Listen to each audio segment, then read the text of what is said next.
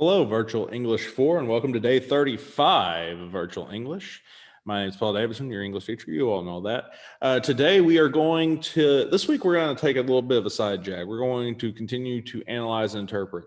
If it wasn't for the fact that we have a weird 3-day week next week due to parent-teacher conferences and a teacher workday, we would have continued with Take a Stand, Propose a Solution. But the way that Take a Stand, Propose a Solution, I'm wanting us to structure it, that 3-day week almost is perfect for you to introduce you to the idea of taking a stand, proposing a solution. And then the week after, which is a full week, to actually work on that particular piece of writing that you'll be doing. So instead, this week, we're going to kind of just continue to analyze and interpret. Right now, I don't know if we'll get to a second piece of writing, but we will get through this one. So the assignment for the next couple of days is going to be this. You're going to be reading Isle by Eugene O'Neill. You are, in fact, attached to this assignment, you will see that you need to do 20 annotations over this particular text right here. I'm sorry for the quality of the fuzziness of it. I was trying to shrink down the PDF where it's still readable, but it's not 10 megabytes. It's still a decent size megabyte wise, but that's the best I could do. If you would rather, you could always go to Google and type in Isle by Eugene O'Neill, and you can actually see the one-act play right here, and you can read it in this fashion if you want for that. But I am uploading the PDF so you can be close enough to what the face-to-face students are doing. Remember, annotations are just your thoughts that you have as you interact with the text. You need to do 20 over this piece by Eugene O'Neill. And in fact, today they only got through page 52. Through page 52 on the PDF. If you are reading it online, the last line we read was 100 barrels wouldn't keep them chewing tobacco.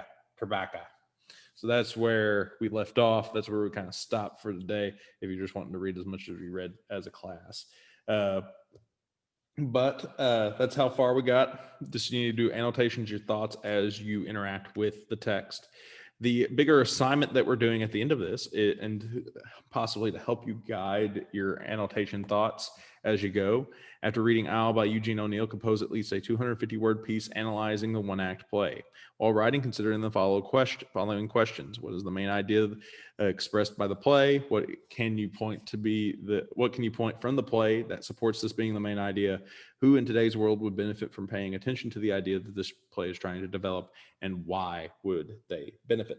So that is some things you could talk about in your 250-word piece. I am going to add a third assignment. So the first assignment, annotations. Second assignment is 250-word piece. The third assignment is actually presenting the piece. Now, if you are a virtual student, that is going to be kind of difficult. All I'm looking for you to do there is just record yourself reading the thing. It can be a video or it can just be a voice memo that you upload to Classroom. That's fine. I just need you to read your 250-word piece.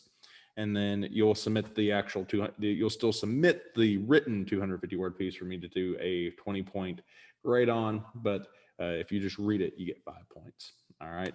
And I'm not grading you on your presentation or any of that fun stuff. I just need you to read it. That's all I really need, is just for you to read it. All right. So that's what we got going for this week. You're going to be reading Isle by Eugene O'Neill. Just to kind of help you out.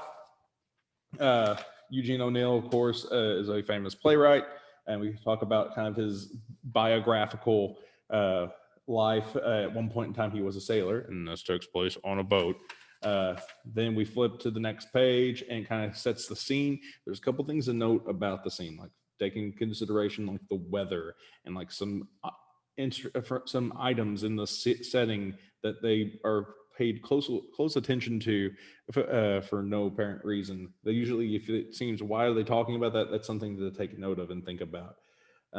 We start off with the steward and this kid named Ben. Steward's old, kid's young, and you kind of watch the interaction between the two of them, and like their age kind of influences why they act the way that they act. They are both upset by understandable means, and we find out information of why they are upset, specifically towards the captain. Then the captain shows up, and all of a sudden they change, and we have an interesting interaction between them and the captain and his wife.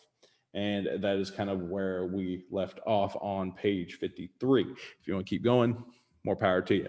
If not, then I understand. The annotations, right now I'm going to make the annotations due Wednesday.